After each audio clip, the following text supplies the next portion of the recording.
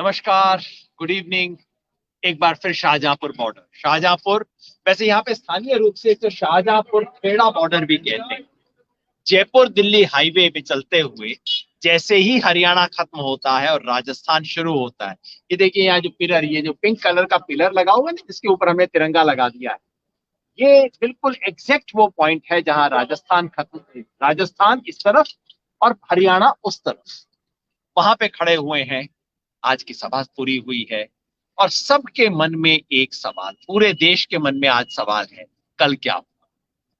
कल 30 तारीख को किसान प्रतिनिधियों की सरकार से वार्ता हो, 6 राउंड वार्ता हो चुकी है, 7वां राउंड की वार्ता हो।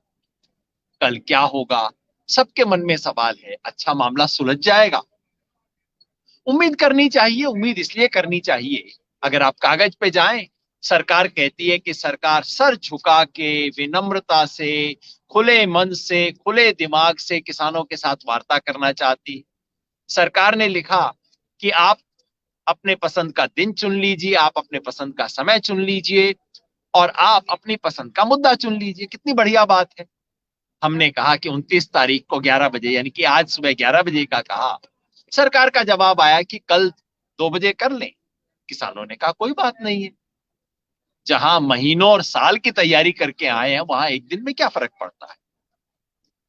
लेकिन किसानों ने कहा कि मुद्दा हमारा रहेगा, एजेंडा हमारा रहेगा। आपको याद है ना, जब हमने चिट्ठी लिखी थी परसों सरकार को कहा था कि हम वार्ता के लिए तैयार हैं, और चूंकि आपने कहा है और तैयार इसलिए है कि अब आप कह रहे हो कि आपके मुद्दों पे बातचीत होगी, बहुत बढ़िया। तो हमने एजेंडा लिख दिया है। एजेंडा के 4 बिंदु हैं और हमने कहा है इसी क्रम में बातचीत होगी। एजेंडा का मतलब बातचीत किन मुद्दों पर केंद्रित होगी। तो हमने वो 4 एजेंडा आइटम लिख के सरकार को भेज दिए हैं और कहा है इसी क्रम से बातचीत हो। आइटम नंबर 1 कि इन तीनों, ये जो 3 किसान विरोधी जिसे हम कहते हैं, 3 कृषि कानून हैं, इनको रद्द करने की प्रक्रिया, मोडेलिटीज क्या, यानी कि इस पे चर्चा नहीं करेंगे कि रद्द करना चाहिए कि नहीं करना चाहिए। इस पे चर्चा नहीं करेंगे कि ये कानून अच्छे हैं कि बुरे हैं। इस पे चर्चा नहीं करेंगे कि इनमें सिर्फ संशोधन से काम चल जाएगा कि नहीं। रद्द होने चाहिए। रद्द किस तरह से होंगे? क्या सरकार ऑर्डिनेंस से कर सकती है? क्या सरकार कानून से करती है? हमें पता लगा है कि हाँ, ये तो कानून की भी कोई जरूरत नहीं, सरकार को संसद का अधिवेशन बुलाने की भी जरूरत नहीं। सरकार चाहे तो अध्यादेश से कर सकते हैं, यानी कि सरकार चाहे कल 2 बजे बातचीत होगी, सरकार चाहे तो कल शाम 6 बजे तक इसको रद्द कर सकती है। तो क्या तरीका होगा, हम उसके ऊपर सिर्फ चर्चा करें। इसी तरह से दूसरा मुद्दा हमने रखा है एमएसपी, न्यूनतम समर्थन मूल्य को कानूनी गारंटी बनाने का तरीका क्या हो। और एमएसपी का मतलब भी हमने स्पष्ट कर दिया है, जिसे स्वामीनाथन कमीशन एमएसपी कहता है, यानी कि संपूर्ण लागत का 1.5 गुना। C2, संपूर्ण लागत को सरकारी का भाषा में C2 बोला जाता है। तो C2 का 1.5 गुना किसान को कानूनी हक की तरह मिले, दान की तरह नहीं। इसकी प्रक्रिया क्या होगी, मतलब हम ये चर्चा नहीं करेंगे कि एमएसपी किसान को सिर्फ घोषित होना चाहिए या नहीं। घोषित तो आज भी हो रहा है, उससे कुछ मिल नहीं रहा किसान को। हम इस पे चर्चा नहीं करेंगे कि एमएसपी का कानूनी अधिकार होना चाहिए या कि केवल लिखित आश्वासन से काम चल जाएगा। लिखित आश्वासन का कोई मतलब नहीं है जब तक वो कानूनी अधिकार नहीं बनता। इस पे चर्चा नहीं करेंगे। चर्चा सिर्फ इस पे होगी कि कानूनी अधिकार बनाने की प्रक्रिया क्या हो। मतलब कानूनी अधिकार बनाने के कई तरीके हो सकते हैं। एक ये हो सकता है कि सरकार सब फसलों की खरीद करे, लेकिन 23 फसलों में सारी की सारी सरकार मक्का खरीद ले, जौ खरीद ले, ज्वार खरीद ले, रागी, बाजरा, ये तो संभव नहीं है ना। कई और तरीके हो सकते हैं। सरकार खरीदी के अलावा भी कई तरीके एमएसपी देने के। मत क्या सरकार चाहे तो ये कह सकती है कि ठीक है, किसान के लिए हमने तय किया 2150 रुपए बाजरा का, किसान को मिल रहा 1300, बाकी 850 सरकार अपनी जेब से देगी, भरपाई करेंगे हम उसकी। ये भी कर सकती है सरकार। सरकार चाहे तो मार्केट इंटरवेंशन कर सकती है, यानी कि जैसे ही सरसों का रेट एमएसपी से नीचे गिरा, सरकार मार्केट में जाएगी, उसके रेट को ऊपर उठाएगी। हम कह रहे हैं कान को आप चाहे यूं करके पकड़ लो, चाहे यूं करके पकड़ लो, किसान की खरीद न्यूनतम समर्थन मूल्य से कम पे नहीं होनी चाहिए। न्यूनतम का मतलब ये होना चाहिए ना। तो कल हम इस पे चर्चा नहीं करेंगे कि ये होना चाहिए कि नहीं, हम केवल इस पे करेंगे कि इसका मैकेनिज्म क्या होगा। 3 मैकेनिज्म तो मैंने बता दिए, सरकारी खरीद, भावांतर और मार्केट इंटरवेंशन, बाजार में सरकार की दखल। इसके अलावा कानूनी तरीके भी हो सकते हैं। इन पे चर्चा करेंगे, खुले मन से चर्चा करेंगे। सरकार भी कोई अच्छी बात बताएगी उसके ऊपर सोचेंगे। तीसरी बात, सरकार जो पराली जलाने के बारे में जो दिल्ली एनसीआर एरिया में वायु प्रदूषण का कानून लेके आई, उसमें हम चर्चा करेंगे कि उसमें किसान को जो पेनल्टी का प्रोविजन है, 1 करोड़ तक का जुर्माना और 5 साल की सजा, इसको हटाने के बारे में बात करेंगे। और चौथी और आखिरी बात, बिजली का बिल का जो ड्राफ्ट आया हुआ है, अभी वो कानून नहीं बना है, संसद के सामने पेश भी नहीं हुआ है, सरकार ने वो ड्राफ्ट रखा है, लेकिन अगर वो मान लिया गया तब तो कोई भी सरकार किसान को सस्ती या फ्री बिजली दे ही नहीं सकेगी। तो हम कह रहे हैं उस कानून को भी सरकार उस ड्राफ्ट को वापस ले और कहे कि नहीं, हम ऐसा नहीं करेंगे। कल इन चारों पे चर्चा हो, अगर चर्चा वाकई इन पे होती है, सरकार बैठ के इस पे चर्चा शुरू कर देती है, अच्छा भी रद्द तो करना है, अब रद्द ऐसे करें कि रद्द वैसे करें, बहुत अच्छी चर्चा होगी। और मैं विश्वास दिलाता हूं कि किसानों की तरफ से हमने अच्छे से सोच लिया है। हम बिल्कुल लचीले तरीके से, खुले मन से बात करेंगे सरकार से इसके बारे में। हो सकता है सरकार के पास रद्द करने का कोई अच्छा तरीका हो, अब इस पे बात करेंगे। लेकिन रद्द करना है या नहीं, इसके ऊपर चर्चा नहीं करेंगे। 6 महीने से समझाइश हो चुकी है, अब और समझाइश हमें नहीं चाहिए। अब आप मुझसे कहेंगे कि ऐसा होगा या नहीं। भाई एक बात ईमानदारी से कह दो, ज्यादा उम्मीद मत पालो, क्योंकि कल वार्ता में क्या होगा ये जानने के लिए हमें वार्ता में घुसने की जरूरत नहीं है। प्रधानमंत्री बोल रहे हैं भाई, प्रधानमंत्री ने 3 दिन पहले भाषण दिया, 1.5 घंटे का भाषण दिया है। क्या किसानों का फायदा है, जो लोग विरोध कर रहे हैं वो लोग विरोध के लिए विरोध कर रहे हैं, राजनीतिक है। जैसे प्रधानमंत्री खुद राजनीतिक नहीं है, ये राजनीतिक हैं, ये हैं, ये वो हैं। जब ये सब बोल चुके हैं तो भाई या तो पिछले 48 घंटे में प्रधानमंत्री का हृदय परिवर्तन हो गया हो, वो शायद अभी नहीं। तो ज्यादा संभावना यही है कि हमारे प्रतिनिधि जाएंगे, वो कहेंगे कानून को रद्द करने की प्रक्रिया पे चर्चा करें। सरकार कहेगी हम ये संशोधन कर देंगे, ये संशोधन कर देंगे, ये संशोधन कर देंगे। वो कहेंगे पर संशोधन की तो हम बात ही नहीं कर रहे। सरकार कहेगी नहीं नहीं नहीं, आप समझ नहीं रहे, हम सारे संशोधन कर देंगे, हम बिल्कुल खुले दिल से बात कर रहे हैं, देखो आपके सारे मुद्दों को तो हमने सुलझा दिया है, हमने तो 8 बातें मान ली हैं। किसान कहेगा हमने तो 8 मांगी ही नहीं, आप किसको मान रहे हो बात। एमएसपी पे ज्यादा गुंजाइश ये है कि सरकार कहेगी हम लिखित आश्वासन देने को तैयार हैं। लिखित आश्वासन क्या, कि आज जहां जिसको एमएसपी मिल रही है उसको एमएसपी मिलेगी। अब मैं जहां पे खड़ा हूं, यहाँ पे ये राजस्थान का ये इलाका है जहां बाजरा हुआ है पिछले महीने में। इस वक्त सरसों लगी हुई है यहाँ पे, लेकिन पिछला सीजन बाजरा का था। यहाँ पे सरकार की एमएसपी है 2150 रुपए, पूरे देश में बाजरा की 2150 है। यहाँ के किसी किसान से पूछ लीजिए, 1200 या 1300 के अंदर बेचता है किसान। तो सरकार कहेगी कि जैसी एमएसपी आज मिल रही है वैसी ही मिलती रहेगी, इसकी हम लिखित गारंटी दे सकते हैं। पर यहाँ के किसान को क्या मिलेगा, इसका मतलब आज भी 1200 में बेच रहे हो, कल भी 1200 में बेचोगे। आज भी हम कुछ नहीं कर रहे, कल भी कुछ नहीं करेंगे तुम्हारे लिए।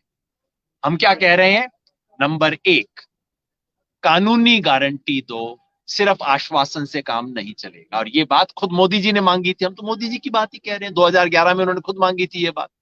नंबर 2, कानूनी गारंटी क्या हो, कि हर किसान को पूरी फसल के ऊपर मिले। ये नहीं कि हरियाणा में मिल गया, राजस्थान में नहीं मिला, बिल्कुल आसपास का है। आप बॉर्डर के उस पार वाले किसान को 2150 रुपए मिलता है, बॉर्डर के इस पार वाला खेत, दोनों खेतों की मेड़ जुड़ी हुई है, उस वाले को 2150 मिलता है, इसको 1300 रुपए मिलता है। क्या मजाक है ये। तो हम कहते हैं हर किसान को हर फसल पे, जिसे आप न्यूनतम बोलते हैं, आप ही खुद बोलते हैं न्यूनतम समर्थन मूल्य, कम से कम उस न्यूनतम समर्थन मूल्य की तो आप गारंटी लो। ये नहीं कि कहीं मिल गया कहीं नहीं मिला। राजस्थान में बहुत बुरी हालत है। ये जो सारी बात बीजेपी कांग्रेस होती रहती है ना, और कांग्रेस के नेता उछल उछल के बोलते हैं बीजेपी ने ये बुरा कर दिया वो बुरा कर दिया, मैं कहता हूं भैया तुम अपने राजस्थान में देख लो, तुमने क्या मूंग खरीदी किसान की, तुमने क्या चना खरीदा, तुमने क्या जौ खरीदी, तुमने क्या बाजरा खरीदा, कुछ भी नहीं किया। हनुमानगढ़ गंगानगर के अंदर थोड़ा गेहूं खरीद लेते हैं, लेकिन उससे क्या होगा, पूरे राजस्थान में तो नहीं होता। तो हम चाहते हैं हर किसान की हर फसल, कोई भी फसल न्यूनतम से नीचे पे ना बिके, ये तो उसका हक होना चाहिए। और तीसरी बात कि न्यूनतम समर्थन मूल्य की गिनती स्वामीनाथन कमीशन के फॉर्मूले से होनी चाहिए, यानी कि संपूर्ण लागत का 1.5, आंशिक लागत का 1.5 गुना, ये हम चाहते हैं। तो इस पे होगा। ज्यादा संभावना यह है कि सरकार फिर वही कहेगी नहीं नहीं जैसा है उसको हम दे देंगे, लिखित आश्वासन दे देंगे। अब देखिए प्रधानमंत्री कह रहे हैं, आप उनकी बात क्यों नहीं मान लेते? अरे भाई, प्रधानमंत्री अगर कह रहे हैं तो कानून में लिख के क्यों नहीं दे देते? तो मेरे को लगता है ये होगा। जहां तक पराली की बात है, मेरा संभावना ये है कि सरकार उस पर कहेगी हाँ जी हम इसको ऐसा करते हैं, निकाल देते हैं, 1 करोड़ को हम कम करके 1 लाख कर देंगे, गलती से हो गया था, ये तो उद्योगों के लिए था, किसान के लिए तो था ही नहीं। और 5 साल की नहीं जी, इसकी 2 महीने की सजा। और ज्यादा बोलेंगे तो वो कहेंगे अच्छा जी इसको छोड़ देते हैं। सरकार यहाँ तो पिंड छुड़ाने के ऊपर पड़ी हुई है, तो इसमें सरकार शायद मान जाएगी जल्दी से। और बिजली बिल पे सरकार कहेगी जी अभी तो ड्राफ्ट है, अभी आप क्यों चिंता कर रहे हो, इसके ऊपर बाद में संसद में आएगा तब देखी जाएगी, हम आपके विचारों को शामिल करेंगे, इत्यादि इत्यादि। मेरी मेरा अंदाजा ये है कि कल कुल मिला के यही ड्रामा होगा, यानी कि कल शाम को हम वहीं खड़े होंगे जहां आज खड़े हैं। आप पूछेंगे फिर क्या होगा? फिर संघर्ष होगा, संघर्ष तेज होगा। सरकार, देखिए, इस मामले के सुलझाव वार्ता में नहीं होगा। वार्ता तब सफल होगी जब वार्ता में आने से पहले सरकार ये मन बना के आए कि भाई सचमुच ये तो माननी है। अदरवाइज तो अभी तो सिर्फ ये टेबल टेनिस पिंग पोंग हो रहा है और कुछ नहीं हो रहा। जब सरकार ये मान के आएगी कि अब तो मानना पड़ेगा, वो कब मानेगी? जब सरकार को लगेगा भाई ये किसान तो ये पूरे देश में फैल रहा है। मां पहले कहते थे सिर्फ पंजाब, फिर कहना शुरू किया पंजाब और हरियाणा। अब बीच बीच में बीजेपी के प्रवक्ता बोलते हैं सिर्फ पंजाब, हरियाणा, राजस्थान और दिल्ली के आसपास का इलाका। जब इनको ये पता लगेगा कि यहां नहीं, तेलंगाना में भी है, कर्नाटका में भी है, महाराष्ट्र में भी है, तो अगले 2-3 हफ्ते में इस आंदोलन को राष्ट्रीय करना, इसको गांव गांव में पहुंचाना होगा, इस आंदोलन को और तेज करना होगा। तेज का मतलब उग्र नहीं, किसी किस्म की हिंसा इस आंदोलन को नुकसान पहुंचाएगी। मैं इसलिए कह रहा हूं कि 2-3 दिन से कुछ रिपोर्ट आई है रिलायंस के पंप के बाद, रिलायंस की टावर को डाउन करने, उसकी बिजली काटने की। मैं स्पष्ट कर दूं, हमारी कॉल ये नहीं। रिलायंस की चीजों का बायकॉट करें, हम खुद बायकॉट करें, हम अपने भाइयों को बोलें कि भाई रिलायंस का फोन से आप हटाओ, अपना पोर्ट उसका करवा लो। बिजली काटना ना, ये ठीक चीज नहीं। इसलिए भी ठीक नहीं है कि वो जो गरीब बच्चा जो अपनी क्लास किसी तरह से रिलायंस के फोन पे कर रहा है, उस बच्चे की तो हमने एजुकेशन बंद करवा दी बिजली काट। ये काम नहीं करना। किसी किस्म की हिंसा नहीं, किसी किस्म की शरारत नहीं, अहिंसक तरीके से इस आंदोलन को और मजबूत करेंगे और आगे लेके जाएंगे। सरकार सोचती है कि थोड़े दिन में किसान को थका, सरकार की रणनीति है किसान को थका लो, उसे डरा लो, उसको तोड़ लो, उसको टरका दो, उसको भरमा दो। अगले 2-3 सप्ताह तक, मैं लंबी बात कर रहा हूं, अगले 2-3 सप्ताह तक इस देश के किसान को दिखाना होगा कि वो ना थका है, ना टूटेगा, ना टरकाने से टरकेगा, ना भरमाया जाएगा, इनके धोखे में नहीं आएगा। और जब वो किसान की शक्ति दिखाई देगी, फिर सरकार जब नेगोशिएटिंग टेबल पे आएगी तो सरकार के सुर बदले हुए, तब सुलझेगा ये मामला। वैसे अगर कल सुलझ जाए तो भाई मैं खुशी खुशी आपसे आके माफी मांगूंगा, और आप सबके मुंह में घी शक्कर अगर हो जाता है तो। लेकिन मेरा दिमाग कहता है कि अभी नहीं, अभी थोड़ा टाइम लगेगा। पहले अग्नि परीक्षा हुआ करती थी, अग्नि से गुजरना होता था, अब शीत परीक्षा हो रही है, सर्दी से आपको गुजरना होगा। बिना परीक्षा के पास हुए मजा भी क्या आता है। सारे किसान, हर आपके माध्यम से मैं किसानों को, किसानों के हितैषियों को, किसान परिवार को और इस देश में किसान की चिंता करने वाले हर व्यक्ति को अनुरोध करता हूं, अगला कुछ दिन हमारे लिए परीक्षा की घड़ी, लड़ेंगे और जीतेंगे। और जाते जाते एक छोटा सा अनुरोध दोहरा दूं, 1 तारीख को हैप्पी न्यू ईयर कहां करेंगे? अपने घर में, आके किसान के साथ। यहाँ गुड़गांव में है तो आप आ जाइए, गुड़गांव में है, अलवर में है, बहरोड़ में है, रेवाड़ी में है, आइए ना, किसानों के साथ बैठिए, लंगर कीजिए, वहां विशेष इनविटेशन है सबको, आइए, हैप्पी न्यू ईयर किसान के साथ मनाइए। 2020 में बहुत बुरा हुआ, दुनिया का, देश का, सबका बुरा हुआ। 2021 एक अच्छा साल हो देश के लिए, किसान के लिए, हम सब के लिए, ये दुआ करते हुए हम 1 जनवरी को एक साथ मिल बैठ के खाएंगे। आंदोलन जारी रहेगा। हाँ, अगर कुछ हृदय परिवर्तन कल तक हो गया और अच्छी बात हो गई तो मैं दोबारा आपके सामने पेश होऊंगा और आपके मुंह में घी शक्कर। बहुत बहुत शुक्रिया।